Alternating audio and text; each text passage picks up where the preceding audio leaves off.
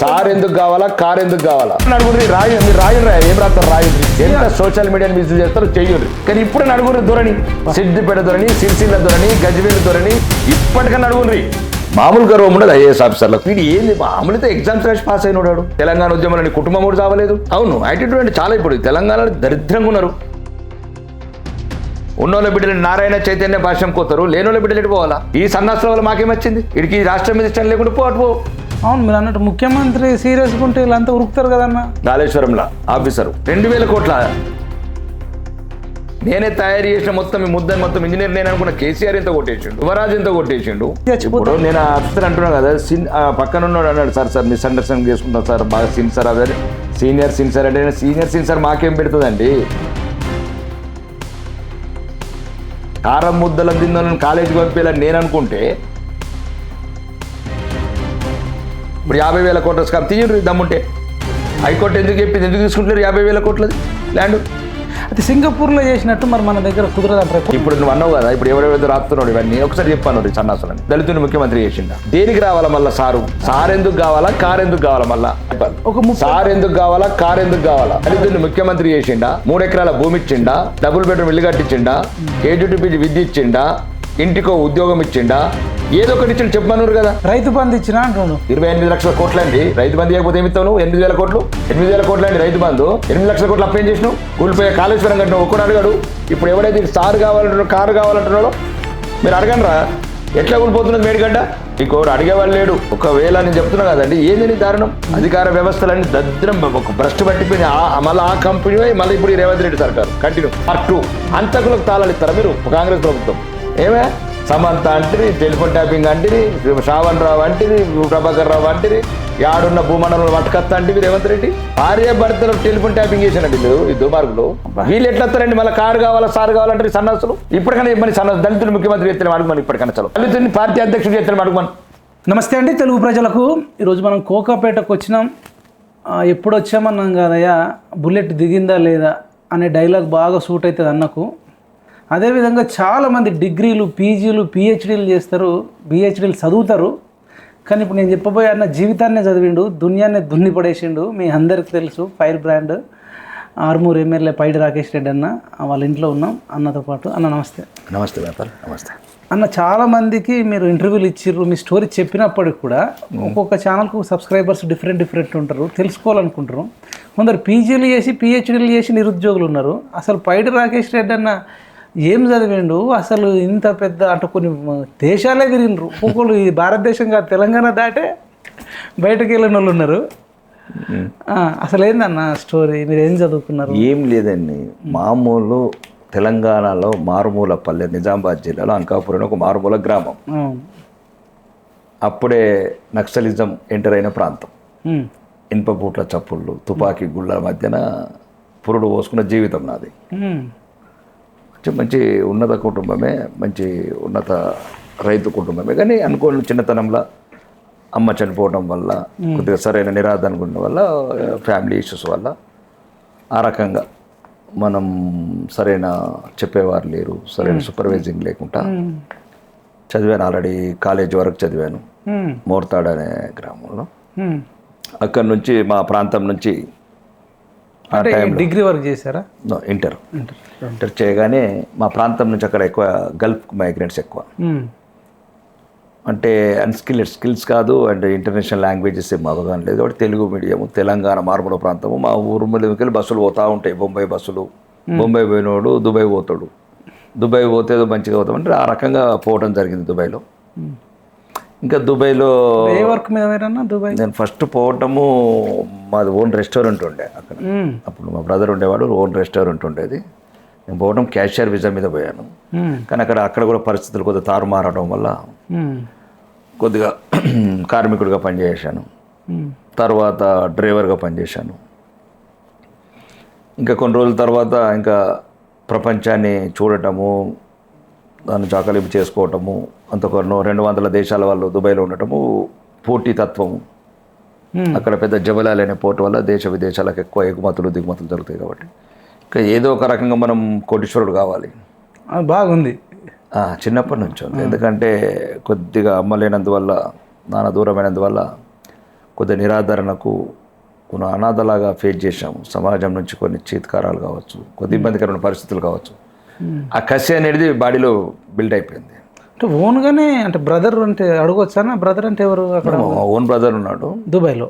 అప్పుడు ఉండేవాడు, అయిపోయింది కానీ అప్పుడు ఉండేవాడు అతను. అక్కడ ఏదో రెస్టారెంట్ అని పోయేవాడు. అప్పుడు మీరు దుబాయ్కి వెళ్ళడం మీ లైఫ్ టర్నింగ్ పాయింట్ అనుకోవచ్చా? అంతే, ప్రపంచ జ్ఞానం అక్కడి నుంచి మొదలైంది. ఫస్ట్ పాయింట్ ఏంటంటే అసలు ప్రపంచం అంటే అప్పుడే తెలిసింది కదా. దుబాయ్కి పోకపోతే ఇలా బయట రాకేష్ రెడ్డి అన్న ఇట్లా ఉండవు. వేరే రకంగా కాయగూరలు, పాలకూర, కొత్తిమీర అమ్ముకుంటా మా విలేజ్లోనే ఉండేవాడిని. అంకాపూర్లో అందరు ఉన్నారు కదా, నా క్లాస్మేట్స్ అందరు ఉన్నారు. వాళ్ళు వ్యవసాయం చేసుకుంటున్నారు రోజు. ఇప్పుడు కూడా నేను వెళ్తాను అంటే అదేం కాదు, అది కూడా అదొక మంచి ప్రొఫెషనే. అంటే ఆ రకమైన ఉండేవాడిని, ఏదో వ్యవసాయం చేసుకుంటా ఆ రకంగా ఉండేవాడిని. అంటే దుబాయ్లో అంటే ఎట్లన్నా మరి దుబాయ్ ఇస్ ఎ వండర్ల్యాండ్. నీ ఇక్కడనేమో కులంకు, బంధుత్వానికి, వారసత్వాలకు ఇక్కడ ఈ దేశం ఒక రకంగా కంపు పట్టిపోయింది. అది భారతదేశం కంపు కుళ్ళిపోయింది. అని అట్లా కాదు, దిస్ విజ్డమ్.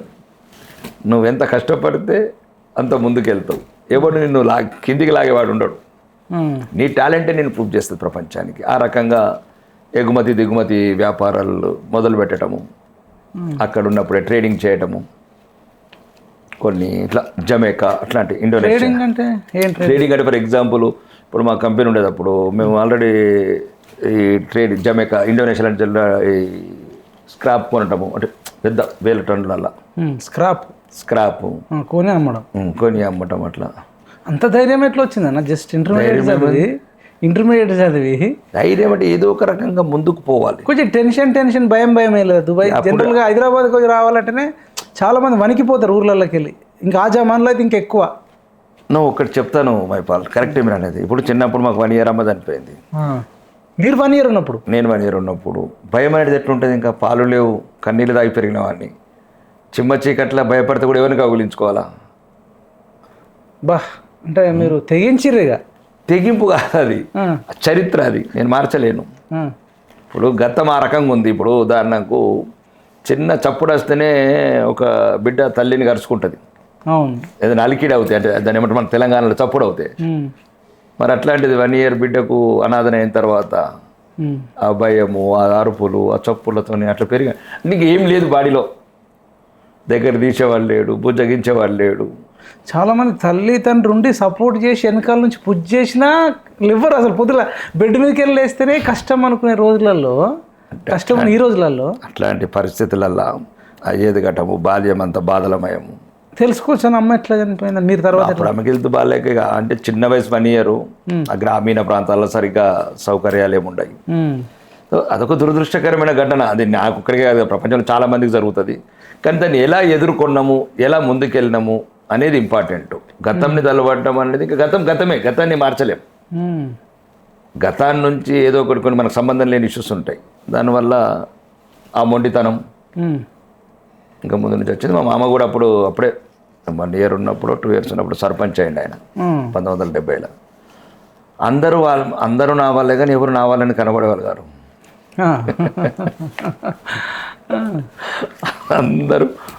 అందరూ బంధువులే, కానీ ఎవరు ఒక రూపాయి ఇచ్చి ఒక బిస్కెట్ ప్యాకెట్ కొనిచ్చేవారు లేకుండా.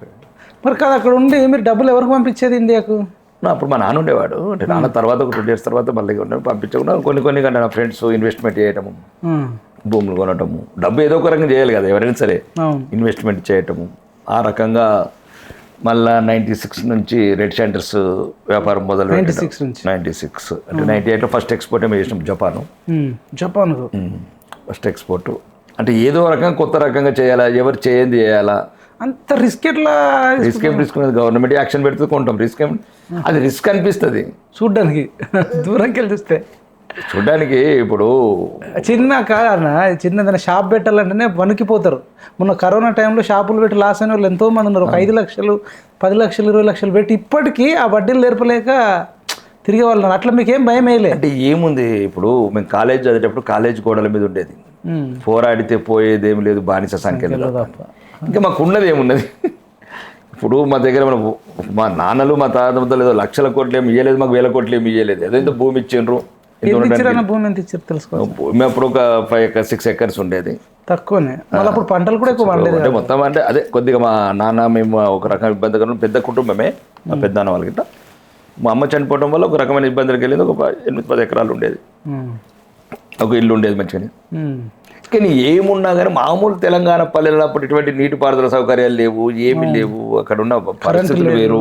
అంటే జనరల్గా అక్కడ ఉన్న ప్రాంతంలో నక్సల్స్ అభివృద్ధి, ఒక రకం పోలీసులు, ఎదురు కాల్పులు, ఎన్కౌంటర్లతో తెల్లారిపోయింది మా జీవితాలు. కానీ మీరు కరెక్ట్ టైంలో దుబాయ్కి వెళ్ళిపోవడం కరెక్ట్. లేకపోతే నక్సలైట్లకు పోతున్నాయి. మీకున్న ఫైర్కు అనుకున్నాను కూడా నక్సలైట్లకి నక్సలైట్లకు పోవాలనుకున్నాను. అంత ఇంపాక్ట్ ఉంది మీ మీద. అంటే అప్పుడు రాడికల్ మోర్తార్లో కాలేజ్ చేసేటప్పుడు పీడిఎస్ ఇట్లా రాడికల్ ఆర్ఎస్ ఇట్లా ఉండేది. ఇటు ఒకవైపు ఏబీపీ ఎక్కువ మటుకు. అంటే ఇదే కదా చిన్నప్పటి నుంచి అంటే గద్దరన్న అన్నట్టు నీకు లేని తిండి కింద కూకుండా తిండి అంటే అన్నీ కొద్దిగా అట్రాక్టింగ్ అనిపించేది. ఆ పాటలకు కూడా చిన్నప్పటి నుంచి అవి ఒక విప్లవ సాహిత్యము, విప్లవ భావజాలం ఉండి. ఈయన కూడా ఏం పెద్ద సుఖవంతమైన జీవితం ఏం లేదు కదా, పిలిచి అన్నం పెట్టేవాళ్ళు లేరు, లేకపోతే అంత ప్రేమతో చూపించే సమాజం కూడా లేదు. కాబట్టి ఏదో ఒకటి అడవిలోకి పోతే అయిపోతుందని అనుకున్నాము. అడవులకు బదులు ఎడారికి పోయినా. చాలా మంది అట్రాక్షనే వేరు. మీరు ఎడారికి పోయి చాలా మంచి పని అయింది. ఇలా కొన్ని వందల మందికి మీరు ఉపాధి కలిగించగలిగారు అని కాదు, వాళ్ళే పోయిన వాళ్ళు. కానీ జనరల్గా ఎడారికి పోయి ఎడారి బతుకులలో చూసి ఎడారి బతుకులలో ఎండలు బాగుంటాయట కదా, దారుణం. బూట్లకి వెళ్ళి కూడా చెమటలు వస్తాయి. రోజు 2-3 సార్లు తడిచిపోయేది. ఒక యూనిఫామ్ ఉండేది మాకు, బ్లూ యూనిఫామ్ ఉండేది రోజు. అంటే ఇవన్నీ ఇట్లా అంటే ఆ ఉప్పు అంటాను చూడు, ఇట్లా ఎండిపోయి తెల్లచారలు. ఏం చేయాలి మరి ఇప్పుడు? గోరు ముద్దలు పెట్టేవాళ్ళు లేరు. అంటే అట్లాంటి జీవితం ఎదుర్కొన్నాం కాబట్టి ఇక ఏదో ఒక రకంగా చేయడం తప్పేం లేదు కదా. మనిషి జన్మించండి దేవుడు, కళ్ళు కాళ్ళు అని ఆరోగ్యంగా పని చేయాలా. చేసినాం ఎదుర్కొంటూ వచ్చినాం. ఎన్ని సంవత్సరాలు ఉన్నారన్న దుబాయ్లో?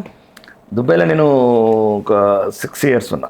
6 years మళ్ళీ బిజినెస్ పరంగా కంటిన్యూ అక్కడ కంపెనీ అవన్నీ ఉండేది. అక్కడ 6 years ఉండి మళ్ళీ ఎక్కడ సెటిల్ అయ్యారు మీరు? నేను ఇంకా అంటే Hyderabad to Singapore to Hong Kong ఇట్లా 1 by 1 బిజినెస్లో మొత్తం యూనివర్సల్గా తిరగడం మొదలుపెట్టాను. హైదరాబాద్ని సెంటర్గా చేసుకొని మీ ప్రపంచంలోనే మీరు ఉన్నారు అంతే. ఈ ఎర్రచందనం అయిన తర్వాత మిగతా అన్ని బంద్ చేసి ఇది ఒక్కటే. ఎర్రచందనం అనేది ఒకటి మామూలు బిజినెస్, కానీ రియల్ ఎస్టేట్ ఎక్కువ, హోటల్ బిజినెస్, అగ్రో ప్రొడక్ట్స్ ఇప్పటికి ఉన్నాయి నడుతున్నాయి. ఇప్పుడు cold storages, agro processing units అని. మొత్తం ఎంతమంది ఎంప్లాయీస్ ఉంటారన్నా మీ దగ్గర? అంటే ఎన్ని బిజినెస్లు ఉన్నాయి, ఎంతమంది ఎంప్లాయీస్? సుమారు ఒక 2,000 వరకు ఉంటారు. మీరు 2,000 మందికి కుటుంబాలకు ఉపాధి ఇస్తారు.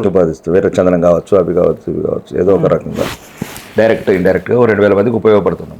2,000 మంది అంటే వాళ్ళ ఇంట్లో ముగ్గురు వేసుకున్న ఒక 8,000 మందికి అన్నం పెడతారు. అసలు మీకే అన్నం వాళ్ళకి కష్టం చేస్తున్నారు. కష్టం చేస్తే ఉపాధి క్రియేట్ చేయడం. మామూలు కుటుంబాలకి వెళ్ళొచ్చి మేము ఎందుకు చెప్తామంటే ఇన్స్పిరేషన్ బాగా నిరుద్యోగంతో నిరాశతో ఉన్న యువతకు ఉపయోగపడుతుందని చెప్తాం. కొందరు చిన్న కష్టం వస్తే ట్రైన్ కింద పడ్డం, అది లేకపోతే జాబ్ రాకపోతే కూడా ఉస్మాన్ యూనివర్సిటీలో జాబ్ రాక చచ్చిపోయిన వాళ్ళు ఎంతో మంది ఉన్నారు. అవును, అదే చెప్తున్నాము. అంటే పోరాడితే మళ్ళీ అదే చెప్పాను కదా, రేపు అనేది మనకుంది. ప్రపంచం చాలా పెద్ద ప్రపంచం ఇది.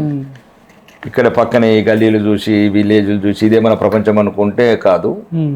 ప్రపంచం చాలా పెద్దగా ఉంది, ఎక్కడ పోయినా బతకచ్చు. ఇప్పుడు ఆస్ట్రేలియా ఉంది, 2 crores పాపులేషన్, ఇంకా 600 కోట్లకు సరిపడే భూమి ఉంది ఆడ. మరి మళ్ళీ ఒకసారి చెప్పండి. ఆస్ట్రేలియాలో ఇప్పుడు ఆస్ట్రేలియా ఫర్ ఎగ్జాంపుల్ మనకన్నా 70 lakhs square meters ఉంటుంది. మన ఇండియా కన్నా 2 భూభాగం. అవును, కానీ జనాభా ఇప్పుడు ఇండియా పాపులేషన్ 150 కోట్లు అనుకోండి. అంటే 300 కోట్ల మంది అక్కడ బతకగలుగుతారు కదా. 2 కోట్లే ఉన్నారు, ఇంకా 298 కోట్ల మందికి అక్కడ ప్లేస్ ఉంది. మనం గ్లోబల్ అంతా విలేజ్ అనుకోవాలి. అంతే అనుకోవాలి. ఈయనే ఉండి ఇక్కడ జాబ్ రాకపోతే కూడా మీరు యువతకు చెప్తారనే మీకు క్వశ్చన్స్ అడుగుతుంది కదా. చిక్కడపల్లిలో కానీ, ఉస్మాన్ యూనివర్సిటీలో, దిల్సుఖ్ నగర్లో, అమీర్పేటలో జాబ్ రాకపోతే చాలు సూసైడ్, లేదంటే పేపర్ లీక్ అయితే సూసైడ్, ఎగ్జామ్ పోస్ట్ పోన్ అయితే సూసైడ్. ఇప్పుడు చిన్న ఉదాహరణ చెప్తున్నాను. ఇప్పుడు నేను మొన్న శాన్ ఫ్రాన్సిస్కో వెళ్ళాను. శాన్ ఫ్రాన్సిస్కో వెళ్ళినప్పుడు అక్కడ లక్కిరెడ్డి బాలరెడ్డి అనే ఒక ఫేమస్ ఉండేది ఒకప్పుడు, చిన్న అప్పుడు. కానీ అతను ఆ టైంలో 16th century అప్పుడు పోయాడు. 1960లో ఆ టైంలో పోయాడు. ఆ దశాబ్దం అప్పుడు వెసల్స్ అంటే పడవలలో పోయేవాళ్ళట. కానీ ఈరోజు అతను సుమారు వాళ్ళకి సంబంధించిన 2,000 మందిని అమెరికా సిటిజన్షిప్ సెటిల్ చేసిండు. లక్కిరెడ్డి బాలరెడ్డి అని ఇక్కడ ఇంజనీరింగ్ కాలేజ్ ఉంటుంది విజయవాడలో. రెండోది అక్కడ సుమారు వాళ్ళ ఫ్యామిలీకి 2,000 అపార్ట్మెంట్లు ఉన్నాయి అక్కడ. మినీ ఇండియా ఎంటైర్ వాళ్ళ ఊర్లో ఎస్సీ బీసీ ఓసీ అందరినీ వాళ్ళ ప్రాంతం అబ్బా మైలాపూర్ ఏదో ఉంటుంది మైలవరం ఆ ప్రాంతంలో ఆడ చూస్తే షాక్ తిన్నామని అలా నాకు ఏదో పోయి డిన్నర్ ఇచ్చిండ్రు. లక్కిరెడ్డి ఫ్యామిలీ అంటే తెలుసు. లక్కిరెడ్డి బాలరెడ్డి అంటే కొడితే మీకు వచ్చేస్తుంది. అమెరికాలో ఎక్కడ ఉంటారు వాళ్ళు? శాన్ ఫ్రాన్సిస్కోలో ఒక ఏరియా వాళ్ళదిగా. ఆడ ఒక ఫేమస్ ఏదో కాలేజ్ ఉంటుంది, యూనివర్సిటీ ఉంటుంది. స్టూడెంట్స్ అదే మనం ఇప్పుడు ఎట్టయితే పీజీ హాస్టల్స్ ఉంటాయో సుమారు 2000 అపార్ట్మెంట్స్ ఉన్నాయి. మీరు విజిట్ చేసిర్రు? చేసిన వాళ్ళ ఇంటికి కూడా పోయిన భోజనం చేసిన. అంటే నేను అనేది అక్కడ కాదు, ఇప్పుడు న్యూజిలాండ్ కావచ్చు, ఇప్పుడు స్పెయిన్ కావచ్చు, జర్మనీ కావచ్చు, అట్లా అన్ని చోట్ల ప్రపంచంలో ఏంటంటే నేను అనేది ఏంటంటే ఇండియాలో మనం అనుకున్న అవకాశాలు ఉండకపోవచ్చు. జనాభా ఉంది, రోజు 80,000 మంది ఊడుతున్నారు. కాబట్టి 150 కోట్లు అట్లాంటి ప్రపంచంలో చూడాలి. యూరోప్ కంట్రీస్ ఏంది, ఏషియా కంట్రీస్ ఏంది, ఆఫ్రికా కంట్రీస్ ఏంది. నిరాశ పడద్దు, ప్రపంచం చాలా విశాలమైంది, చాలా అవకాశాలు ఉన్నాయి. చాలా అవకాశాలే కాదు, కొత్త కొత్త ప్రాంతాలను నువ్వు కొత్తగా ముందు వెళ్తే ఇంకా నువ్వు వేలాది మందికి ఉపయోగపడతావు. Do you think different? మీరు మొత్తం ఎన్ని దేశాలు తిరుగుంటారని అందాదా? 100 కంట్రీస్ ఎప్పుడు తిరిగారు. 100 కంట్రీస్? అంకాపూర్లో పుట్టి 100 కంట్రీస్ అసలు ఊహించుకుంటేనే అంటే మన ఛానల్ వాళ్ళకి తెలియాలి. ఒక్కొక్కరు PG, PhD, double PG, MA, MCom, MBA, MSc అంటే ఒక్కొక్కరు 3 పీజీలు 4 పీజీలు చేసి హైదరాబాద్ దాటి బయటకు వెళ్తే తొట్టు భయం. ఒక ఈవెన్ ఢిల్లీకి పోవాలన్నా గజ వణికిపోతారు. అంటే కంఫర్టబుల్గా ఫీల్ అవుతారు, ప్రతిదీ రిస్క్ తీసుకోవడానికి ఇష్టపడరు. అక్కడ పోతే రకరకాలు, ఇప్పుడు ఇక్కడ నుంచి పోతే అక్కడ ఉక్క పోస్తుంది, నెల్లూరు పోతేనే, విశాఖపట్నం పోతేనే హ్యూమిడిటీ వస్తుంది. మనిషి జీవితంలో అలవాటు చేసుకోవాలి. ఏదో ఒకరికి నీకు ఎక్కడ సంతోషం ఉంటుందో అక్కడ. రెండోది నిరాశ పడకూడదు. రెండోది మనిషి జన్మ మళ్ళీ రాదు. ఉన్న రోజులు ఆట ఆడాలి గట్టిగా, అన్ని రకంగా. ఆట అంటే మంచిగా ఆడాలి, కోరుకున్న తినాలా, ఇష్టమున్న బట్టలు వేసుకోవాలా, ఇష్టమున్న కారు కొనుక్కోవాలా, అన్నీ అయిపోయిన తర్వాత 10 మందికి సహాయపడాలా. అదే జాబ్ రాకపోతే ఆగమాగమవుతారు ఒకటి. రెండోది అన్న ఇంకోటి ఈ మధ్య ట్రెండ్ ఏంటంటే ఇప్పుడు మీరేమో స్టెప్ బై స్టెప్ దుబాయ్కి వెళ్ళి ఒక డ్రైవింగ్ కానీ ఇంకా మిగతా పనులన్నీ చేసుకుంటూ ఇంత దాకా వచ్చారు. కానీ ఇప్పుడు బెట్టింగ్ యాప్స్ ఆడుకుంటూ వాళ్ళు ఒక నెల రోజులలోనే, వారం రోజులలోనే మేము కోట్లు సంపాదించాలనే ఆశతోనే ఉన్న 1,00,000, 2 లక్షలు, 5 లక్షలు అప్పులు చేసో ఆన్లైన్లో కూడా లోన్స్ ఇస్తారనమాట. ఆ లోన్లు తీసుకోవడం, లేదంటే క్రెడిట్ కార్డు, ఈ బ్యాంక్ వాళ్ళు ఈ మధ్య ఫోన్ చేసి క్రెడిట్ కార్డు ఇస్తాం, తీసుకోండి, లోన్ ఇస్తాం, ఇట్లా తీసుకొని పెట్టి లాస్ అయిపోయి ఇంకటి కట్టలేక చనిపోయే వాళ్ళ సంఖ్య ఎక్కువైపోయింది. దట్టు ఇప్పుడు ఇన్ఫ్లుయెన్సర్లు కూడా కొంచెం పెద్ద పెద్ద వాళ్ళు, సినిమా వాళ్ళు కూడా ఇన్ఫ్లుయెన్స్ చేస్తారు. ఇదంతా ట్రెండ్ అవుతుంది. ఏం చెప్తారన్న మరి ఎట్లా? ఫస్ట్ ఒకటి దీని ద్వారా కాదు, ఒకటే కాదు, అన్ని జూదాలకు సంబంధించి చెప్తున్నా. అన్ని జూదాలా? ఆన్లైన్ బెట్టింగే కాదు, క్రికెట్ బెట్టింగ్ అనుకోండి, క్యాసినో అనుకోండి, ఇంకేదైనా అనుకోండి, పేకాట్ అనుకోండి. ప్రపంచంలో ఇంతవరకు జూదమే గెలిచింది, మనిషి గెలవలేదు. అంతేదా? మహాభారతంలో కూడా అంతే. జూదమే గెలుస్తుంది, మనిషి గెలవడు. మీరు ఎప్పుడైనా ట్రై చేసిరని ఏదన్నా ఒకటి ఆడడానికి? ఆడవాను కానీ నాకు తెలుసు ఈ క్యాసినో. రెండోది నాకు ఒక డిఫరెంట్ ఐడియాలజీ ఉంది. నేను ఎక్కువ స్టాక్ ఎక్స్చేంజ్ ఇవన్నీ కొద్దిగా ఎక్కువ పోను, ఎందుకంటే స్టాక్ మార్కెట్లో మీరు ఇన్వెస్ట్ చేయరు. నాకు ఎందుకంటే స్టాక్ మార్కెట్ అనేది వాడి తెలివి. స్టాక్ మార్కెట్ అంటేనే అది ఒక డిఫరెంట్. అంటే ఒక ఎక్కడో కంపెనీ ఉంటుంది, గుజరాత్ అనుకుందాం, మధ్యప్రదేశ్ అనుకుందాం, వాడు ఏం ప్రొడక్ట్ తయారు చేస్తాడు, ఏం చేస్తాడు, వాడు ప్రమోషన్స్ ఎట్లుంటుంది, వాడు మార్కెటింగ్ ఎట్లుంటుంది, వాడి చేతిలో ఉంటుంది. అయితే కొంత సక్సెస్ అయినారు, అది వేరే విషయం, దాని గురించి అంటలేదు. కానీ లాస్ అయిన వాళ్ళు ఎక్కువ ఉంటారు. అంటే రెండోది ఏంటంటే ఇప్పుడు ఉదాహరణకు ఒక స్టాక్ మార్కెట్లో ఒక షేర్ ఉందండి, ఈరోజు 800 ఉంది, సడన్లీగా 1200 అవుతుంది. ఆ రోజు అంతా సంతోషం. ఒక్కసారి ఈరోజు నాకు 100 షేర్లకు 4 లక్షలు వచ్చినాయి ఫర్ ఎగ్జాంపుల్. మళ్ళీ రేపు ఎల్లుండి అనుకోకుండా 600 అవుతుంది. ఆ రోజంతా ఏదో కొంపలు మునిగిపోయినట్లు, ఇంట్లో చనిపోయినట్లు ఆ రోజంతా తలపట్టుకొని కూర్చోవాలా. ఈ అమ్మ మనకు సంబంధం లేని దానికి రోజు పొంగిపోవడం ఎందుకు, ఒకరోజు కుంగిపోవడం ఎందుకు? పొంగిపోవడానికి కుంగిపోవడానికి నాకు ఇష్టం.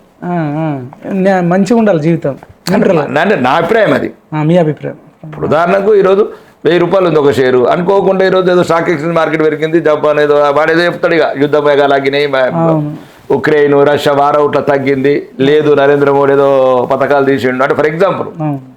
అంటే మనకు సంబంధం లేకుండా సంతోషపడడం అబ్నార్మల్గా కాదు, ఒకటే రోజు కుంగిపోవడం. అమ్మ దేవుడు ఇంత మంచి జీవితం ఇస్తే రోజు ఇప్పుడు నువ్వు ఎంత లేదని ఒక రోజు 4 లక్షలు, ఇప్పుడు దానికి 10 లక్షలు స్టాక్ ఎక్స్చేంజ్ ఉంది, రేపు అనుకోకుండా 5 లక్షలు అయింది.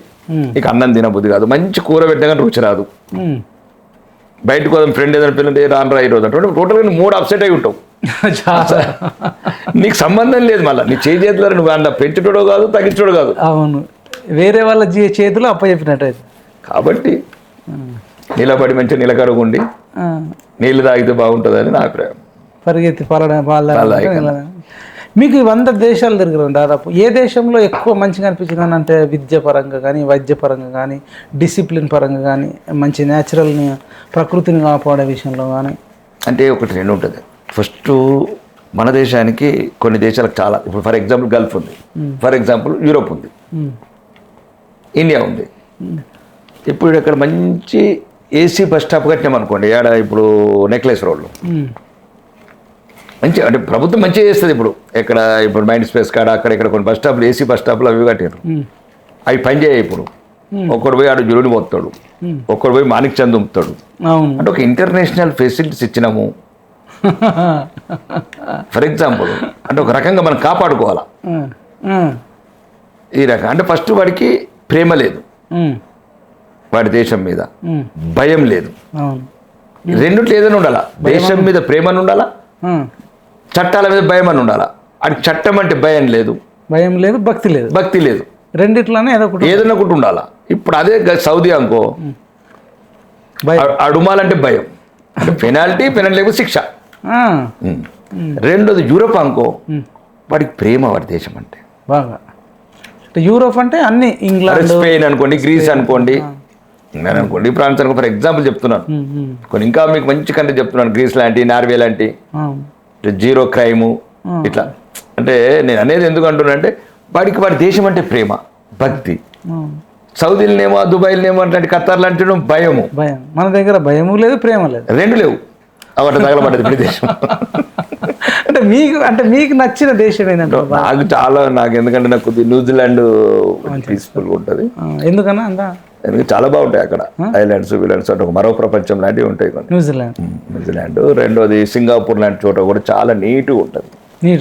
చిన్న చెత్త కూడా కనరాదు, క్రైమ్ ఉండదు, వైలెన్స్ ఉండదు, బ్యూరోక్రసీ ఉండదు. మనలాగా ఒక లైసెన్స్కి ఒక గవర్నమెంట్ ఆఫీస్కి పోతే మన కాల్చుక తింటారు చూడు.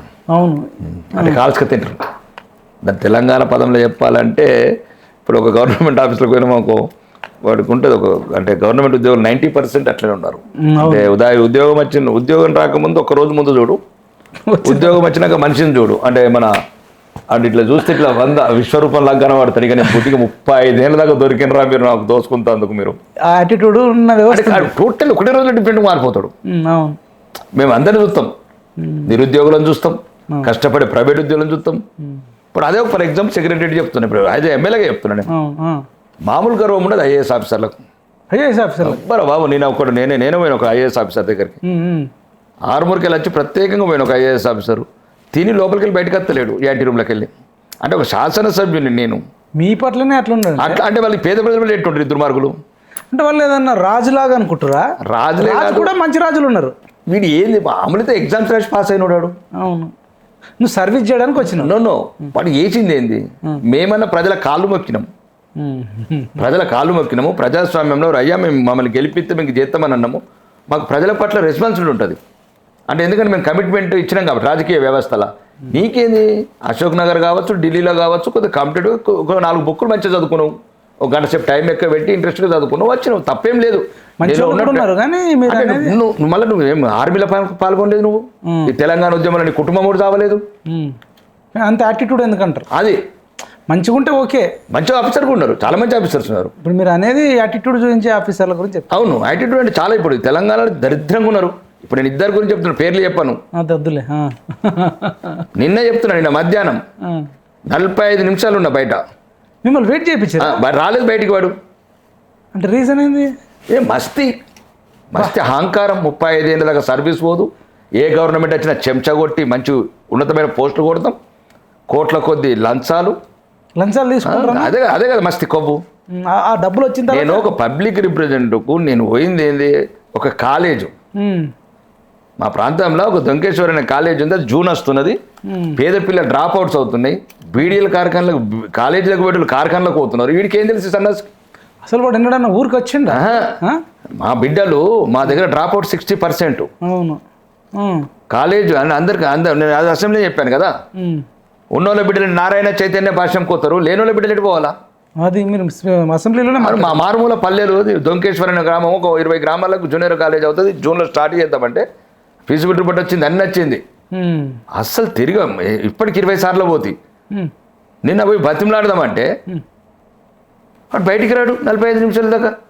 ఆడు బయట ఉండడం భయపడుతున్నాడు, లోపల వెళ్తుంది ఏదో సద్దాముస్తున్నాడు లోపల అన్నట్టు.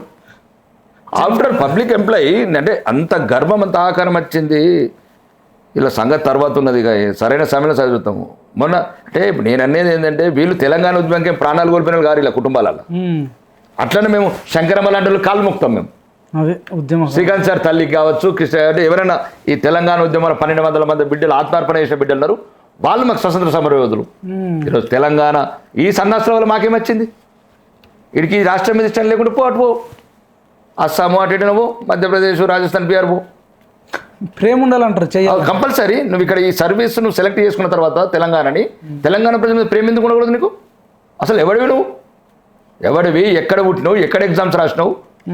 మేమన్నా ఇక్కడ ప్రజలను కాళ్ళు మొక్కి మేము ఓట్లు వేయించుకున్నాం, మీకు మంచి చేస్తామని. మేము ఏమి అడిగినాం? ఏమైనా ఫైర్ అవలు అడిగామా? ఏమైనా కాంట్రాక్ట్లు అడిగినామా? ఈ సన్నాసులని. ఫస్ట్ ప్రభుత్వమే సన్నాసుల ప్రభుత్వం ఉంది. ఆ సన్నాసులు సరిగ్గా కాబట్టి సన్నాసులు తయారయ్యారు. అవును, మీరు అన్నట్టు ముఖ్యమంత్రి సీరియస్గా ఉంటే వీళ్ళంతా ఉరుకుతారు కదన్న. మొన్న ఒక ఆమె ఒక పేద సిన్సియర్ ఆఫీసర్ అట, ఆమె ఏం చెప్తాం నిలబడే మాట్లాడుతుంది, లోపలికి కూడా రానిస్తుంది, కూర్చుని. అంటే ఏమనుకుంటారు వీళ్ళు? అసలు ఎవరు వీళ్ళు ఇళ్ళలో కూడా వచ్చిండి ఆ తెలంగాణ గురించి? ఎక్కడికో పక్క రాష్ట్రాలకు వెళ్ళి వచ్చి మీరు తెలంగాణని చూజ్ చేసుకున్నారు సర్వీస్కు. వీళ్ళు ఎక్కువ అవుట్ సైడ్, మొత్తం అవుట్ సైడే. తెలంగాణ నేల మీద ప్రేమ లేని అధికారులు ఉన్నారు ఇప్పుడు. ఇలాంటి సమూలంగా మార్చాలి వీళ్ళని. గత 10 ఏళ్లలో కూడా ఇట్లనే ఉన్నాయి. మొత్తం ఏ ప్రభుత్వం వాళ్ళే ఉంటారు, వాళ్ళే. ఓడి చూసినా 100 కోట్లు చూస్తలేవు, మన చూస్తలే 2000 కోట్ల ఆస్తి దొరికింది కాదన్న. ఇప్పుడు ఈ మీరు చెప్పిన పాయింట్ చాలా బాగుంది. ఈ అవినీతి అధికారులు ఉంటారు కదా, వీళ్ళ డబ్బులు తీస్తే మన దేశం ప్రపంచంలోనే నెంబర్ 1 అవుతుంది అంటారు. ఒక్కొక్కటి దగ్గర 100 కోట్లు. ఇప్పుడు మీరు ఒక బిజినెస్ చేసి లీగల్గా ట్యాక్స్ కట్టుకుంటూ సంపాదించాను, నీకు జాబ్ నుంచి ₹1,00,000 2 లక్షల జీతం, 2 లక్షల జీతం ఉన్నోడికి మీరు అన్నట్టు 100 కోట్లన్నా అసలు. మన ఏఎన్సీ ఏదో కాళేశ్వరంలో ఆఫీసరు అంటే 2000 కోట్ల, ఒక ఇంజనీర్కే 2000 కోట్లు అవుతే వేలాది మంది ఇంజనీర్లు ఎంత కొట్టేసిండ్రు? అసలు ఎన్ని లక్షల కోట్లు. ఈ కాళేశ్వరరావు అనుకున్న హరీష్ రావు ఎంత కొట్టేసిండు? అవును, నేనే తయారు చేసిన మొత్తం ఈ ముద్దని మొత్తం ఇంజనీర్ నేను అనుకున్న కేసీఆర్ ఎంత కొట్టేసిండు? బా, యువరాజ్ ఎంత కొట్టేసిండు? అరే ఇంత దారుణం. ఇంజనీరే గంత కొట్టేస్తే ఇప్పుడు ఈ దేశ బడ్జెట్ ఎంత ఉందో అవినీతి కూడా అంత ఉందేమో అని అనిపిస్తుంది. మరి దీని మీద మీరు భవిష్యత్తులో అన్న మీకు అన్నీ అంటే మీరు ఒక పార్టీలో ఉన్నారు, పార్టీ కూడా ఇప్పుడు చాలా ఫామ్లో ఉంది, ప్రజలు కూడా కొంత ఇష్టపడుతున్నారు, వరుసగా 3 సార్లు గెలిపించారు. ఈ అవినీతి అధికారుల మీద ఏమైనా చట్టాలు అంటే బాగా చేస్తే ఈ సస్పెండ్, ట్రాన్స్ఫర్ చేయడము, ఒక 6 నెలలు కూర్చుండ పెట్టడం, ఇవన్నీ కాకుండా పర్మనెంట్గా జాబ్ ఎందుకు తీసేయకూడదు, పర్మనెంట్గా జైల్లో ఎందుకు ఉంచకూడదు, ఎందుకు అట్లాంటి చట్టాలు తీసుకొస్తారు? అసలు అంటే మీరు అన్నారు కదా, భయము లేదు, భక్తి లేదు, ప్రేమ లేదు. ఈ 3 లేనోడికి అసలు ఉద్యోగం అవసరమే లేదంటుండే. వాటి వల్ల ఎంతమంది చచ్చిపోతారు. నేను ఆఫీసర్ అంటున్నాను కదా, పక్కన ఉన్నాడు అన్నాడు, సార్ మిస్అండర్స్టాండింగ్ చేసుకుంటాను సార్, బాగా సిన్సర్ అవ్వాలి, సీనియర్ అంటే సీనియర్ సిన్సర్ మాకేం పెడుతుందండి?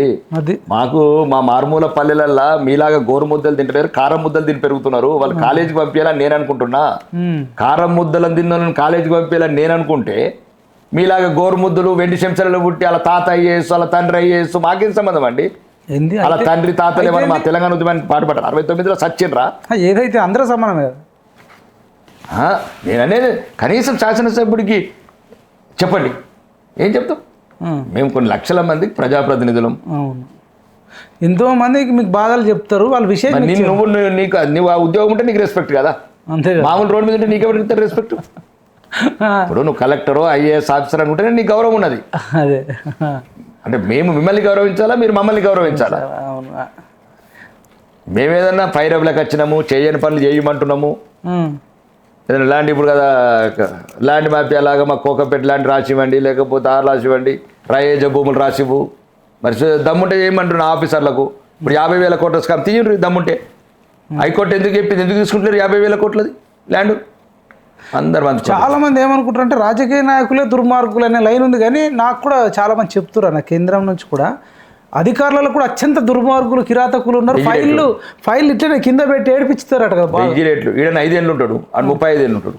అదే ఏడిపిస్తారు. ఈడు దరిద్రం 5 ఏళ్ళకే పోతుంది, ఆడి దరిద్రం 35 ఏళ్ళ దాకా పోదు. అది మీకు అర్థమైందా? అర్థమవుతుంది. ఇప్పుడు రాజకీయ నాయకుడు వీడి దరిద్రం 5 ఏళ్ళు లేకపోతే 5 ఏళ్ళ తర్వాత తీసేస్తే, కానీ అట్లా కాదు. వీడికి కులం ఉన్నది, వీడికి యూనియను, వీడికి కోర్టు, వీడికి పవరు, ఇలా ఏమనరాదు, తిట్టరాదు, ముట్టరాదు, పట్టరాదు. అంటే బ్రిటిష్ నాటి చట్టాలే దాదాపు కొనసాగుతున్నాయి అనిపిస్తుంది, అంతేనా? బ్రిటిష్ చట్టాలైనా పర్వాలేదు. మరి ఇప్పుడు వేరే దేశంలో ఎట్లుంటుందన్న కరప్టెడ్? ఫర్ ఎగ్జాంపుల్ సింగపూర్ ఉన్నది, నువ్వు మార్నింగ్ ఫ్లైట్ దిగు, 9:30 దిగుతావు, 12 గంటలకు, 1 గంట కంపెనీ ఓపెన్ అవుతుంది, 1 గంటకు సాయంత్రం బిజినెస్ చేసుకోవచ్చు నువ్వు. ఇప్పుడు అదే కంపెనీ పెట్టాలంటే 2 ఏళ్ళు అవుతుంది. ఈ లైసెన్సులు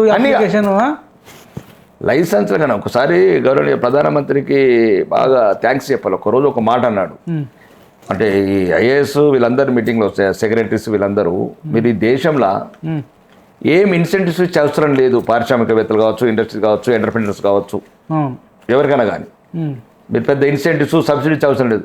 వాళ్ళకి మీకు సరైన టైంలో మీరు లైసెన్స్ ఇస్తే చాలు, పర్మిషన్లు ఇస్తే చాలు, దేశం ఆటోమేటిక్గా. అడుగడుగున లంచం, అడుగడుగున ఒక బ్యూరోక్రసీ, 3 చేల నీళ్ళు తాపిస్తారు. ఇంకా పోపు 3 కాదు 33. తెలంగాణ అయితే 33 జిల్లాలు.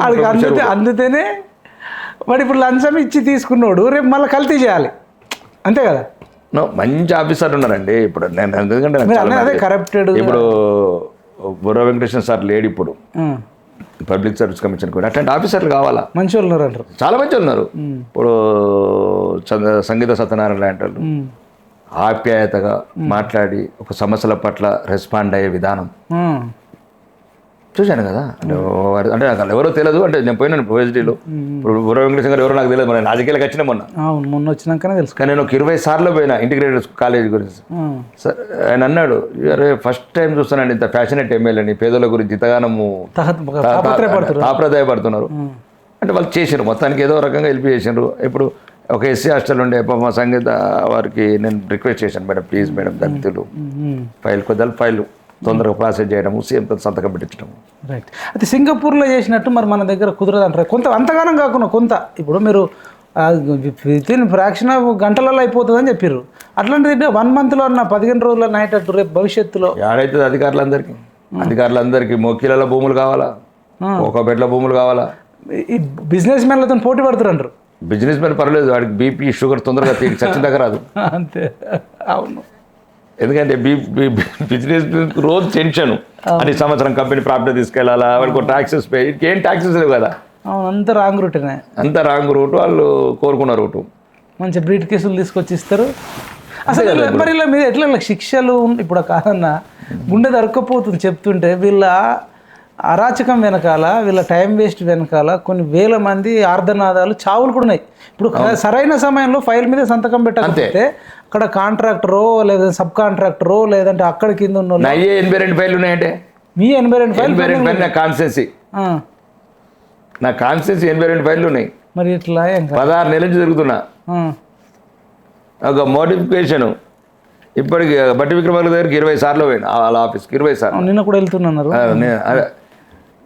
నా గురించి కాదు, పల్లెలలో ఇంత చిన్న చిన్న పనులు ఏదైనా చేస్తే వాళ్ళకి ఏదో ఓకే. మేమేం పెద్ద వీళ్ళు చెప్పినట్లు బంగారు తెలంగాణ చేయలేము, వజ్రాల తెలంగాణ చేయలేము, అది తెలుసు. ఈ దుర్మార్గుల రాజ్యంలో మేమేం చేయలేము. ఈ తుప్పు పట్టిన తెలంగాణ అని మీరు అసెంబ్లీలో అన్నారు కదా, ఆ రోజు ఎందుకు అనాల్సి వచ్చిందన్న తుప్పు పట్టిన? నేను ఏమైందంటే ఐలాపూర్ అంతకుముందు ఒక 2-3 రోజుల ముందు అసెంబ్లీకి రాకుండా 2 రోజుల ముందు ఐలాపురం అని నందిపేట దగ్గర ఐలాపురం అని ఉంటుంది. నాకు జనరల్గా ఎందుకంటే హాస్టల్స్ విజిట్ చేయడం, స్కూల్స్ విజిట్ చేయడం, పేదలు ఎక్కడ ఉంటే అక్కడ విజిట్ చేయడం, కొద్దిగా బస్ స్టాండ్లు ఉన్నోడికి అన్నీ ఉన్నాయి. అదే రకంగా బతకగలుగుతాడు, లేదు కొద్ది గవర్నమెంట్, రైతులు, మహిళలు కొన్ని చూస్తున్నాం. కానీ విద్యార్థుల వద్ద నిర్లక్ష్యం అవుతుంది అని ఒక హాస్టల్కి పోతే హాస్టల్ కూలిపోతుంది. అంటే పిల్లర్స్ ఉంటే సగం అయిపోయినాయి, అన్ని స్టీల్ సలాకలు తేలినాయి. అలాగే పిల్లలు ఉన్నారు. నేను కోపంగా వచ్చిన వాళ్ళు బిక్కుమని ఎప్పుడు కూలుతుందో ఎప్పుడు చెత్తమనంటారు.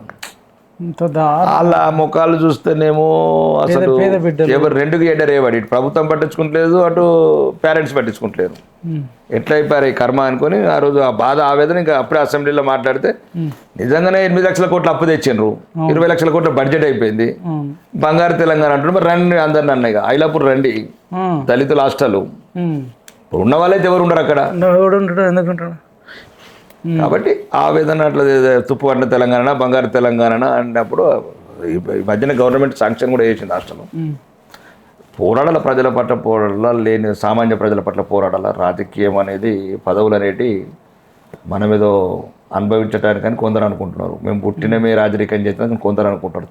తాత పోగని తండ్రి, తండ్రి పోగని కొడుకు వారసత్వం అంటే ఇంకేం పెద్ద మారిందేం లేదు. ప్రజాస్వామ్యం పేరే కనబడుతుంది. ఇప్పుడు బీఆర్ఎస్లో కూడా ఒక న్యూస్ ట్రెండ్ వైరల్ అవుతుంది. జనరల్గా ఇది ప్రజాస్వామ్యం కదా, కేసీఆర్ తర్వాత కేటీఆర్, కవితన, హరీష్ రావు, అసలు న్యూస్ ఛానళ్ళు కూడా వీళ్ళ చుట్టూ తిరుగుతున్నాయి. ఇప్పుడు మీరు అనేక విషయాలు చెప్పారు, అధికారుల వీళ్ళ నెగ్లిజెన్సీ, కేర్లెస్, వీళ్ళ గురించి న్యూస్ వేస్తే వాళ్ళకి ఏమైనా భయం ఉంటుంది.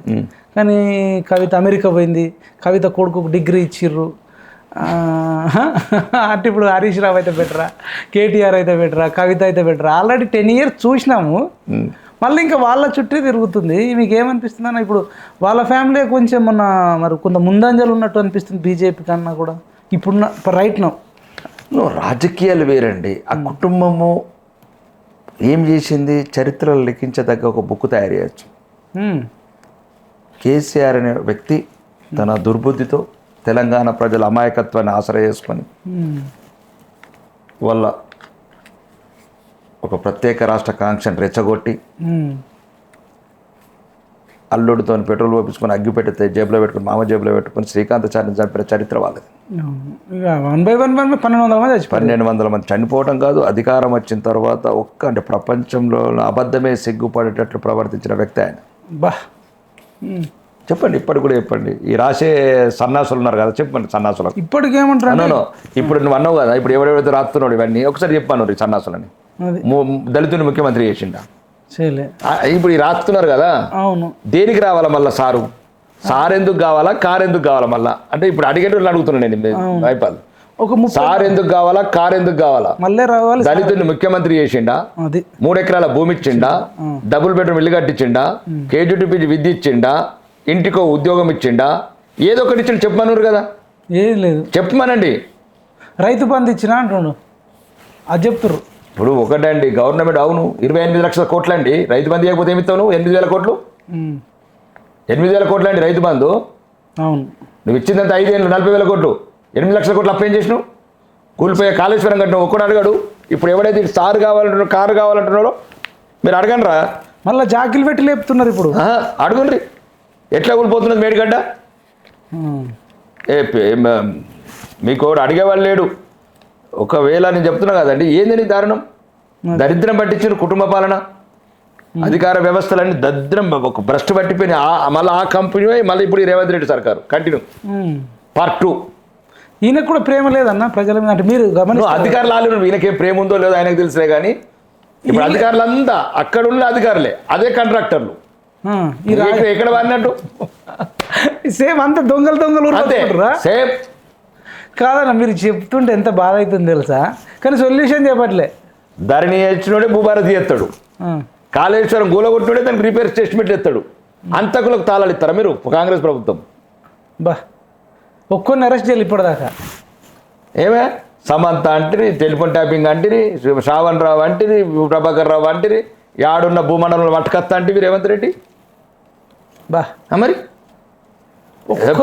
అంటే ఎంత దుర్మార్గమైన ప్రభుత్వం అండి లాస్ట్ది ఈ టీఆర్ఎస్. భార్య భర్తలు టెలిఫోన్ ట్యాపింగ్ చేశానండి వీళ్ళు, ఈ దుర్మార్గులు. వీళ్ళు ఎట్లా వస్తారండి? మళ్ళీ కారు కావాలా, సార్ కావాలంటే సన్నాసులు. ఇప్పటికైనా చెప్పని సన్నాసు దళితుని ముఖ్యమంత్రి చేస్తాను అడుగుమని. ఇప్పటికైనా చలో దళితుని పార్టీ అధ్యక్షుడు చేస్తాను అడుగుమని. దళితుని పార్టీ అధ్యక్షుడు అడుగుమని. ఆఖరికి ఇప్పుడు అడుగుండ్రి, మీరు రాయండి, ఏం రాస్తారు రాయండ్రి. ఎంత సోషల్ మీడియాని మిస్యూజ్ చేస్తారో చెయ్యండి. కానీ ఇప్పుడు అడుగుండ్రి ధోరణి, సిద్దిపేట ధోరణి, సిరిసిల్ల ధోరణి, గజ్వేలు ధోరణి. ఇప్పటికన్నా అడుగుండ్రి, ఒక దళితునన్న పార్టీ అధ్యక్షుడు చేస్తావా? ఏం నీ అల్లుడేమో 1,00,000 కోట్లు తిన్నాడంటే నీ బంధువు చెప్పే కదా మైనపిల్లల మాత్రం, మరి ఏం చర్య తీసుకో. మరి రాజయ్య స్టేషన్ కనుక రాజయ్య అంటే దళితుడు కాబట్టి నిమిషాల వీకెత్తావా? ఇంత అహంకారం మీ దొరలకు. ఇప్పుడు స్టేషన్ కన్పూర్ ఆయన డిప్యూటీ సీఎం ఉండే రాజయ్య గారు అని నిమిషంలో వీకెత్తివి. అవును. మరి అదే ఈయన మైనంపల్లి హనుమంతరావు హరీష్ రావు 1,00,000 కోట్లు తిన్నాడు, రబ్బర్ చెప్పులు ఇనుప పెట్టెలు ఆయన చెప్పే. మరి ఆయన తీసేయకపోతుంది. అదే మనకొకటి అందుకోటి. నేను అనేదంటే నీ సారు కారు కావాలన్న సన్నాసులకు చెప్తున్నా నేను. సార్ ఎందుకు కావాలా, కారు ఎందుకు కావాలా? రోజు అదే అంటే ఒక 30-40 ఛానళ్ళు ఉన్నాయి. ప్రతిరోజు సార్ కావాలి. కొన్ని మైకులు పట్టుకుని పోయి రైతుల దగ్గర పోయి మళ్ళీ కేసీఆర్ గెలవాలని ఒక పాప ముసలితో బలవంతంగా చెప్పి మళ్ళీ యూట్యూబ్ ఛానల్లో వదులుతున్నారు. ఆ అమాయక తెలంగాణ అండి ప్రతి ఒక్కరికి అడ్వాంటేజ్ చెప్పింది. కాంగ్రెస్ కూడా ఏం చెప్పింది, ఏం చేసింది అని, ఏం చేసిన వీళ్ళు కూడా ఎంతసేపు ప్రచారము ఆర్భాటాలు అందరూ చూడండి. ఎటు పోతాడు నేను ఏదో ప్రోగ్రామ్ ఉన్నదాన్ని కొండపేలో ఎక్కడో 15 మంది మంత్రులు అన్నే ఇక్కడ రైతుల దగ్గరికి వెళ్ళండి బాబు మంత్రులు. ఓళ్ళ మీద చెప్పినోడు రోడ్ల మీద ఏడుస్తున్నారు. దాని గురించి ఎట్లా ఆర్మూర్లు ఎట్లుంది రైతుల? ఆర్మూర్ చెప్పాం కదండి. ఇక మొత్తం మా దగ్గర కొద్దిగా collector, additional collector Kiran Kumar గారు, డాక్టర్ అక్కడ అన్ని అమ్ముడు నియోజకవర్గంలో అడిషనల్ కలెక్టర్ అండ్ కలెక్టర్ 90% చేశారు. కొద్దిగా అంటే ఇంకా మ్యాక్సిమం వాళ్ళు కూడా ఏం చేస్తారండి, ప్రభుత్వం సరైన వరకు ఇప్పుడు గన్ని బ్యాగులు వాళ్ళు ఇలా కలెక్టర్ అడిగి తెస్తాడు, తయారు చేస్తాడు. ఇట్లా అది కాంతాలు కొంటాడు అడిషనల్ కలెక్టర్, ప్రభుత్వమే కొనాలి. కొనండి ఫండ్ డబ్బు ఇవ్వాలా. డబ్బు వీళ్ళు ఆడంబరాలకు, వీళ్ళు హెలికాప్టర్లకు, వీళ్ళు అందాల పోటీలకే సరిపోయాయి. 300 కోట్లు అందాల పోటీలకు పెట్టే బదులు ఆ 300 కోట్లు కాంటాలకు పెట్టచ్చు, ట్రాన్స్పోర్ట్కి పెట్టచ్చు, గన్ని బ్యాగులకు పెట్టచ్చు. అంతేనా కదా? అవును. ఇప్పుడు అధికారులు ఏంటండి, రాజకీయ ఏదైతే అడ్మినిస్ట్రేషన్ వ్యవస్థ ఉంటుందో అడ్మినిస్ట్రేషన్ సరైన చేసి వాళ్ళకి సరైన ఫండింగ్ చేసి సరైన ఫ్రేమ్ చేసి ఒక టైం ఫ్రేమ్ చేసి ఒక ఫిక్స్ చేస్తే అన్ని బాగా వస్తాయి. అమాలి లేరు. అయితే కాదన్న, ఇప్పుడు అనేక లోపాలు లొసుగులు ఉండడం వల్ల ఇన్ని జరుగుతున్నాయి. ఇవన్నీ ఈ నిర్లక్ష్యానికి, ఈ ఆలస్యానికి ఈ చట్టాలు ఏమన్నా మరి ఇప్పుడు సింగపూర్లో కనీసం సింగపూర్లో ఉన్నట్టన్నా మీరు అనేక 100 దేశాలు తిరిగిరన్న. మీతో పాటు నరేంద్ర మోడీ గారు కూడా తిరగని దేశం లేదు, మీ ఎంపీలు తిరగని దేశం లేదు. అంటే మేము రిక్వెస్టే చేస్తున్నాం. అంటే మాకు మధ్యతరగతి వాళ్ళకి కానీ పేదవాడికి కానీ వేరే ఆప్షన్ లేదు. ఇప్పుడు మేము తిరగబడలేము. కొందరు పాపం ఏం చేయలేక తుపాకులు పట్టుకొని పోతే ఇప్పుడు మరి లేదు, అసలు రౌండ్ అప్ చేసేస్తారు. మనం కూడా వాళ్ళని రమ్మనే అంటున్నాం, లొంగిపోవాలని అంటున్నాం.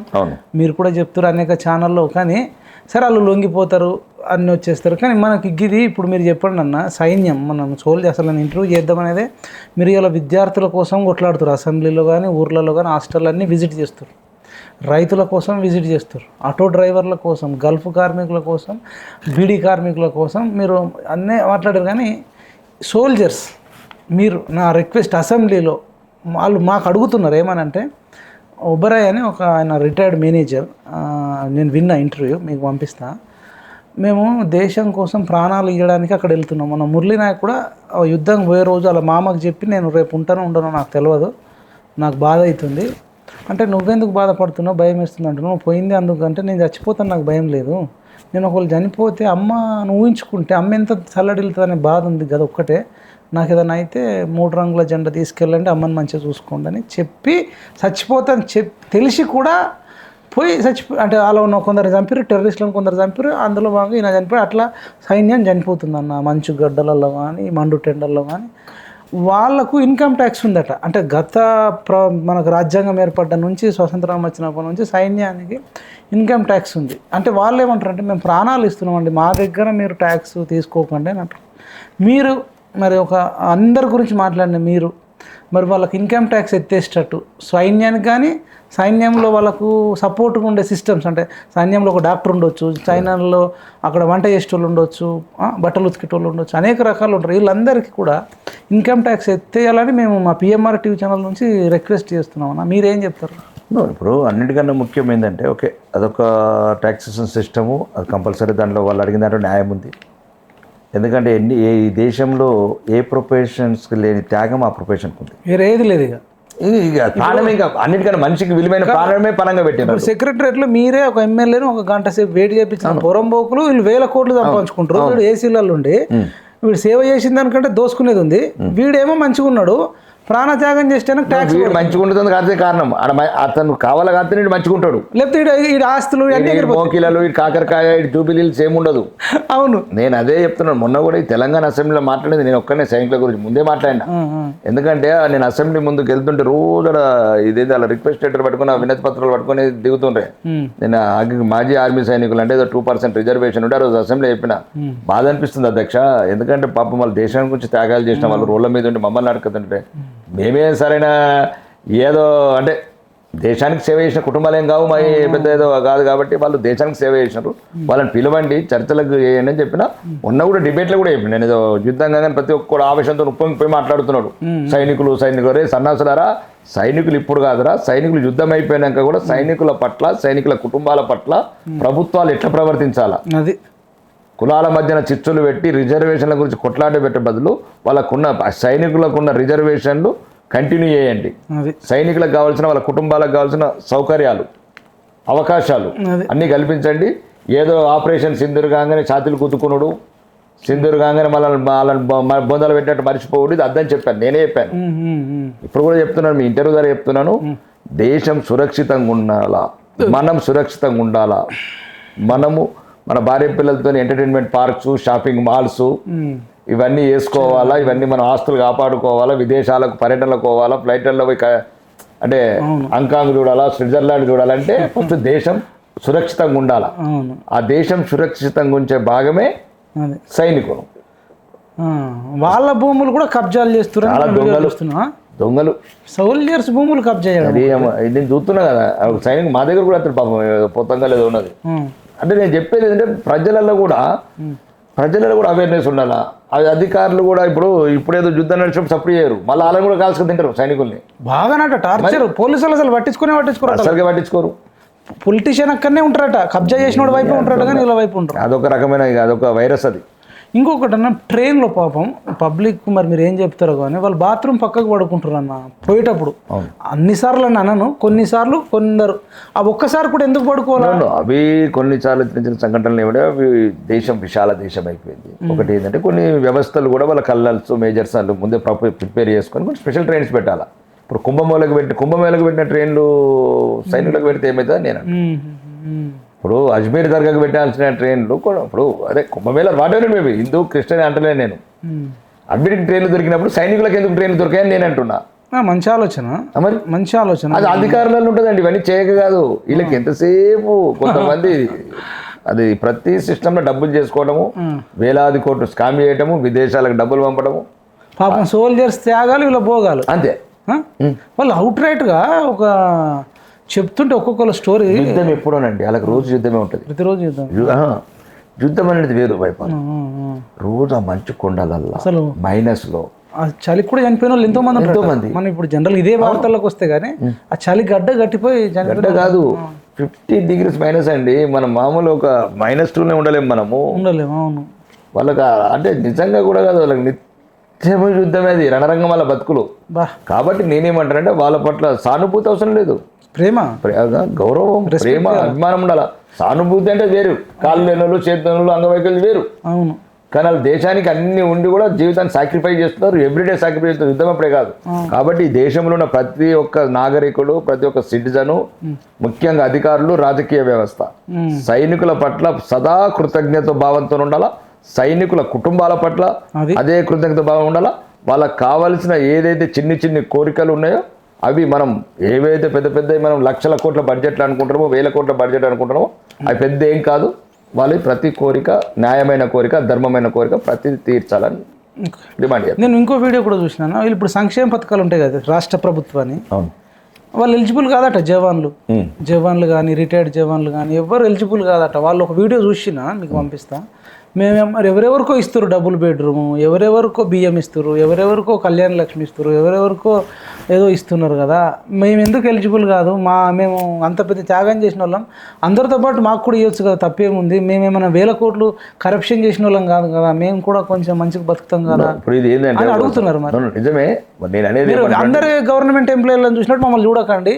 మేము దీని మీద ఆల్ మెన్ కమిటీ చేయాలా, ఒకటి ఆల్ పార్టీ కమిటీ చేయాలా. ఫస్ట్ ఒక ప్రభుత్వం ఒకటే కాకుండా అదే ఆల్ పార్టీస్ కొంతమంది ఇంటెలెక్చువల్స్, కొంతమంది సామాజికవేత్తలు, కొంతమంది రిటైర్డ్ ఆర్మీ మీరు అన్నది ఇప్పుడు ఒకటి రెండేది అనేది ఎందుకంటే వ్యక్తులు చేసే వ్యవస్థ కాదు. అవును. ఎక్కడెక్కడ లోపం ఉంది, వాళ్ళకి ఏమేమి అవసరం ఉంటాయి, ఏ గ్రేడ్ వాళ్ళకి ఏం అవసరం ఉంటాయి. దాంట్లో కూడా కొద్దిగా లక్షల సాలరీస్ ఉన్నాయి, తక్కువ సాలరీస్ ఉన్న వాళ్ళకి మనం స్పెషల్గా ఏం చేయగలుగుతాం.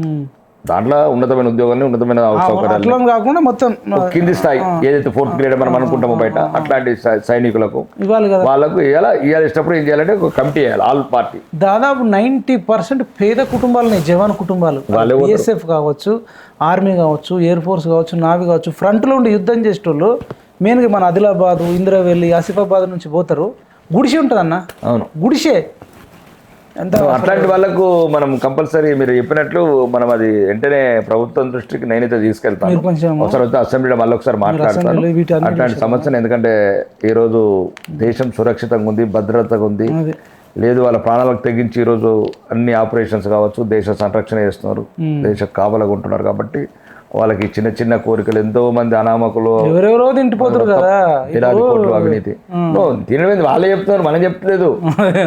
గౌరవనీయ ముఖ్యమంత్రి గారు రేవంత్ రెడ్డి గారు చెప్తున్నారు అసెంబ్లీలో 8,000 కోట్లు ఆ పవర్ ప్రాజెక్టు. బట్టి విక్రమార్ గారు చెప్పారు 2,50,000 కోట్లు. దాన్ని వీళ్ళే చెప్తున్నారు, ప్రభుత్వంలో ఉన్న వాళ్ళు. మళ్ళీ పంచుకున్నాగానే కాముష్ అవుతున్నారు. ఇప్పుడు ధరణిలో 2,50,000 కోట్లు అయిందని బట్టి విక్రమార్ గారు చెప్పారు. 8,000 కోట్లు దాంట్లో జరిగినాయి, 1,00,000 కోట్లు ఇళ్ళ జరిగినాయి అన్ని వీళ్ళే చెప్తున్నారు కదా. మళ్ళీ అవన్నీ పార్టీ అవన్నీ మళ్ళీ సీక్రెట్లో ఏం సెంటర్ అవుతుందో మళ్ళీ కామోష్ అయిపోతున్నారు. కాబట్టి ఇన్ని లక్షల కోట్లు మీరు అవినీతి రకంగా దుర్వినియోగం చేసేటప్పుడు సైనికులకు ఉన్న చిన్న కోరికలు కంపల్సరీ ఇది నేను అసెంబ్లీ దృష్టికి తీసుకెళ్తాను, ప్రభుత్వం దృష్టికి తీసుకెళ్తాను. మీరు చేయాల్సింది మా రిక్వెస్ట్ ఏంటంటే ప్రజలు కూడా వాళ్ళ డ్రెస్ కనబడితే రెస్పెక్ట్ ఇవ్వాలి, ఇది అవేర్నెస్ చేయాలి. అంతే, వాళ్ళు రాగానే లేవాలి. అంతే, ఎవడో పోరం బొక్క కోసం లేస్తారు. అంతే, పనికిరాని గురించి సార్ కూర్చోండి సార్ అంటారు. జవాన్ డ్రెస్ కనబడంగానే మనం ఇమీడియట్ గా రెస్పెక్ట్ వాళ్ళకి ఇస్తే గౌరవం, వాళ్ళకు ఎంత ఇచ్చినా తక్కువనే కదా. వాళ్ళ పాపం దానికి ఆల్రెడీ ఇప్పటికీ ఉంది, ఆ గౌరవం ఉంది, అభిమానం ఉంది. కానీ కొందరు అక్కడక్కడ కొద్దిగా జాతి విద్రోహ శక్తులు ఉంటాం, సంఘ విద్రోహ శక్తులు, వాళ్ళని కూడా కట్టడియాల్సిన అవసరం. చాలా సమయం ఇచ్చారు, ఇంకా మాట్లాడాలని ఉంది మీకు. ఇంకా వేరే ఛానల్ వాళ్ళు కూడా ఉన్నట్టు మనం ఇంకొకసారి కూడా డిస్కస్ చేద్దాం. ఫైనల్గా ఈ ఈటెల రాజేందర్ అన్నది జగ్గారెడ్డి ఇష్యూ జరుగుతుంది. జగ్గారెడ్డినే కాదు, కాంగ్రెస్ వాళ్ళంతా మూకుమ్మడి దాడి ఈటెల మీద చేసినట్టు అనిపిస్తుంది. అంటే ఇందులో మీరు ఏమంటారు, మరి ఎవరిది తప్పు అంటారు? ఇప్పుడు జగ్గారెడ్డి చరిత్ర ఎవరికి తెలియదండి, చాలా మంది తెలియదు. అసలు జగ్గారెడ్డి లీడరా? అంతేనా? మాజీ ఇప్పుడు అన్న సైనికుల భూములు, ఆ భూములు, ఇవి కబ్జాలు, రౌడీయిజము, గుండాయిజము అవి చేసే రాజకీయాలలో ఏముంటదండి? ఏదో మాట్లాడి పైసలు వంచిండు అని, పేదోళ్ళకి 1,000 రూపాయలు వంచిన 5 దోసుకొని ఉడనం వస్తాడు.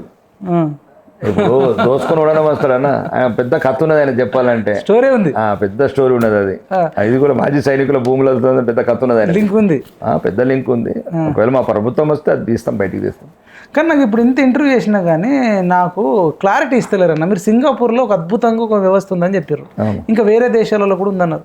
ఇప్పుడు మన భారతదేశంలో ఈ IASలను IPSలను కట్టడి చేసే చట్టాలు ఏమన్నా వస్తాయా? లేకపోతే వాడు మీరు అన్నట్టు ఇక జాబ్ వచ్చిందంటే 35 ఏళ్ళు మనం వాళ్ళని పిప్పి పీల్చి చేయాల్సిందే. ఇప్పుడు మంచోళ్ళు ఉంటే ఏం కాదు, చెడ్డోళ్ళ గురించి అంటున్నా. మంచోళ్ళు ఉన్నారు, ఇక్కడ కూడా మంచోళ్ళు ఉన్నారు. ఇప్పుడు సెంట్రల్లో కూడా చాలా మటుకు క్లీన్ చేసిండు. నరేంద్ర మోడీ గారు వచ్చిన తర్వాత ఈ బ్యూరోక్రసీ వ్యవస్థను బాగా ధ్వంసం చేసిండు, జవాబుదారితనం చేసిండు. అయితేనే కదా ఇప్పుడు చూడండి Karimnagar railway station, Warangal railway station ఎట్లా మారుతున్నాయి. వందే భారత్ ట్రైన్లు అంటే హైవేస్ కావచ్చు, ట్రాన్స్పోర్ట్స్ కావచ్చు, ఇన్ఫ్రాస్ కావచ్చు, ఎయిర్పోర్ట్స్ కావచ్చు, మంచి అధికారులకు, నితిన్ గడ్కరీ లాంటి మినిస్టర్స్కు, దేశ రక్షణ అజిత్ దోవల్ లాంటి ఒక నిష్ఠాతులైన వ్యక్తికి, జయశంకర్ లాంటి ఒక విదేశాల గురించి మంచి నాలెడ్జ్ ఉన్న వ్యక్తికి, అంటే టోటల్లీ ఒక బ్యూరోక్రాట్స్. అదే బ్యూరోక్రాట్సే. అజిత్ దోవల్ గారు బ్యూరోక్రాటే, జయశంకర్ సార్ బ్యూరోక్రాటే అని చెప్తున్నాడు. ఎందుకంటే మంచి బ్యూరోక్రాట్స్ ఉన్నారు. అంటే ఇక్కడ కూడా తెలంగాణలో కూడా రానున్న రోజులలో ఇంకా నేనైతే బహిరంగంగా చెప్తున్నాను, మా బీజేపీ ప్రభుత్వం రాగానే అందరు ఫిల్టర్ చేస్తాం దేశ భక్తులని. ఈ దేశం మీద ప్రేమ ఉన్నోడిని, పేద ప్రజల పట్ల ఆప్యాయత ఉన్నోడిని ఉన్నతమైన పదవులు ఉంచుతాం. ఎవడైతే ఫైరవులు చేసుకుంటున్నాడో, వేలాది కోట్లు కోకాపేట మోకిల్ లాంటి ల్యాండ్ బ్యాంకులు పెట్టుకుని రాజకీయ నాయకులకు చెంచాగిరి చేస్తున్నారు, సబ్కు సబ్ సెంటర్కు సరెండర్ కడితే. సూపర్ అన్న, super. Thank you so much అన్న. ఇంకా గంట అయినా చేయాలని ఉంది కానీ మీకు ఇంటర్వ్యూ పాపం V5 న్యూస్ వాళ్ళు కూడా లైన్లో ఉన్నారు. రోజు అన్నకు చాలా ఛానళ్ళు చేస్తుంటే చిన్న ఛానల్ పెద్ద ఛానల్ అనకుండా అంత పెద్ద స్థాయికి ఎదిగినాక కూడా ఇంకా గ్రౌండ్ గురించి ఆలోచిస్తుండ అన్న. నిజంగా ఇప్పుడు మనం ఇన్ని రోజులు రాజకీయ నాయకుల మీద యుద్ధం చేసినాం, ధర్నాలు చేసినాం, రాస్తారోకలు చేసినాం. కానీ ఇప్పుడు మనం ఈ దుర్మార్గులు ఇప్పుడు అన్న ఇంటర్వ్యూలో చెప్పలేదు కానీ నేను తర్వాత తెలుసుకుంటా ఎవరెవరు ఉన్నారో ఐడెంటిఫై చేసి వాళ్ళ మీద, వాళ్ళ ఆస్తుల మీద, వాళ్ళు అక్రమంగా సంపాదించిన ఆస్తుల మీద వాళ్ళ అహంకారం మీద మనం ధర్నాలు రాస్తారోకాలు ఉద్యమాలు చేయాల్సిన అవసరం ఉంది. వీళ్ళు ఫైళ్ళు పెండింగ్లో పెట్టడం వల్ల అనేక మంది ఆకలితోని ఆర్ధనాదాలతోని రోడ్డు లేకనో లేకపోతే బ్రిడ్జ్ లేకనో పెన్షన్ రాకనో ఏదన్నా ఆరోగ్యశ్రీ రాకనో ఎంతోమంది సఫర్ అవుతారు, చచ్చిపోతారు కూడా. కాబట్టి ఇదంతా కూడా మనం చేయాలని కోరుకుంటూ రాకేష్ రెడ్డి అన్న ఇంత సమయం ఇచ్చినందుకు ధన్యవాదాలు తెలుపుతూ థ్యాంక్ యూ సో మచ్ అన్న. Thank you very much.